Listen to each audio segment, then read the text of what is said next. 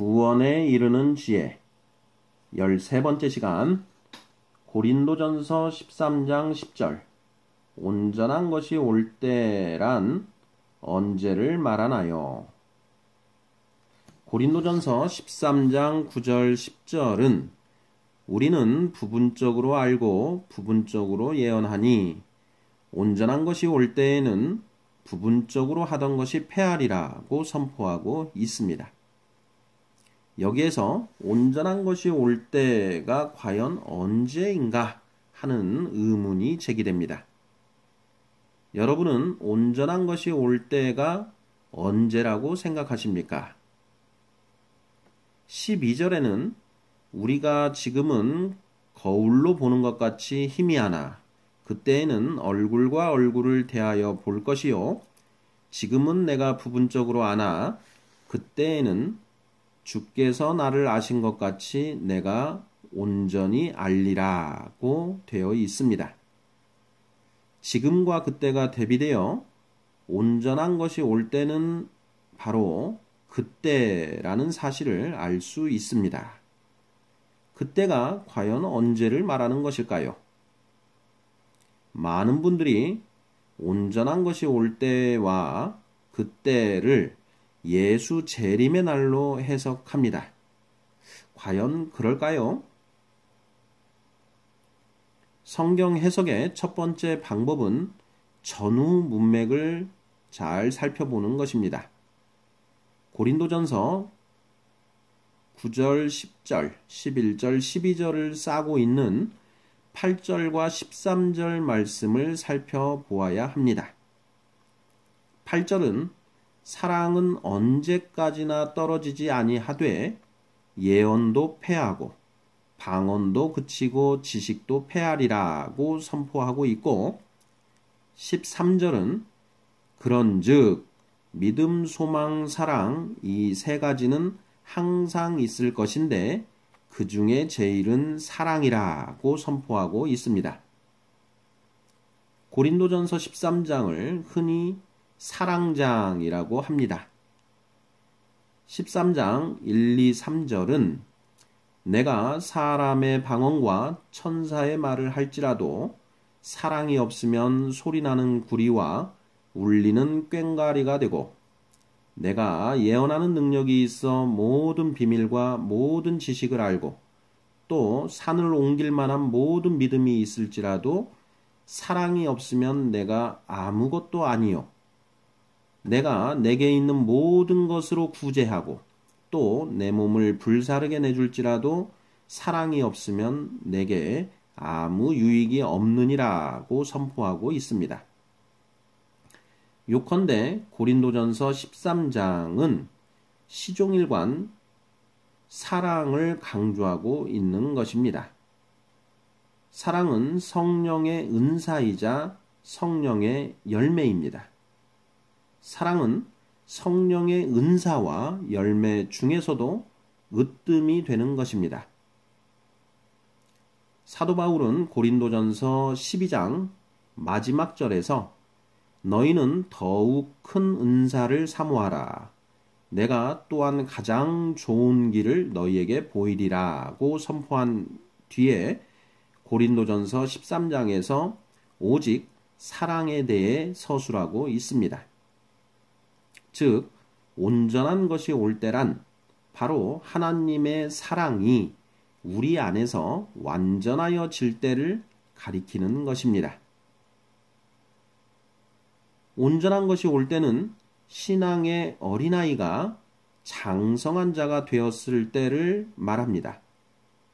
사도 바울은 11절에서 내가 어렸을 때에는 말하는 것이 어린아이와 같고 깨닫는 것이 어린아이와 같고 생각하는 것이 어린아이와 같다가 장성한 사람이 되어서는 어린아이의 일을 버렸노라고 선포하고 있습니다. 장성한 사람은 성령의 열매가 덕을덕을 맺힌 사람을 말합니다. 즉 하나님의 사랑이 풍성해진 사람입니다. 거듭나지 못한 사람들 안에는 하나님의 사랑이 전혀 존재하지 않습니다. 하나님의 사랑은 성령과 함께 우리 안에 부어지기 때문입니다.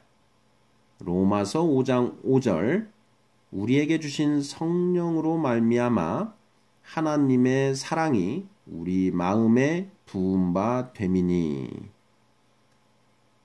이렇게 우리 안에 들어온 하나님의 사랑은 하나님의 말씀을 먹고 무럭무럭 자라납니다.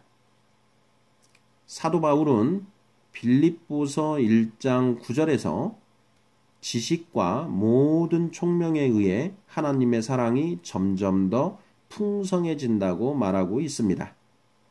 내가 기도하노라 너희 사랑을 지식과 모든 총명으로 점점 더 풍성하게 하사.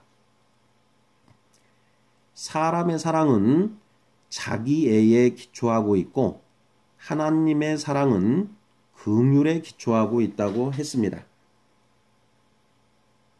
하나님의 사랑은 하나님의 뜻을 알아갈수록, 즉 구원에 이르는 지혜가 채워져 갈수록 점점 더 풍성해집니다.